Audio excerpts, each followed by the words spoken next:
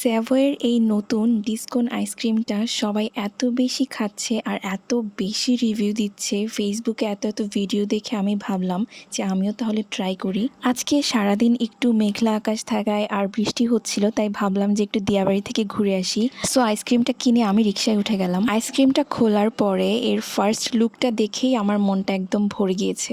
First লেয়ারটাই ছিল dark chocolate এবং এটা খুবই শক্ত ছিল আর খেতেও খুবই মজা। ক্রাঞ্চি হানিকম এই চকলেট ডিস্কটা খুবই মজার ছিল। যেহেতু আইসক্রিমটা কফি ফ্লেভারের ছিল, সো আমার কাছে ভালোই লাগছিল cause I am a coffee lover. আইসক্রিমটা খেতে খেতে আমার মনে হচ্ছিল যে প্রত্যেকটা বাইটে বাইটে মনে হয় এর ফ্লেভার চেঞ্জ হচ্ছে। এই আইসক্রিমের লাস্ট পার্টে কিন্তু একটা ম্যাজিক আছে। ইয়েস, এটার লাস্টে আছে হচ্ছে লিকুইড চকলেট।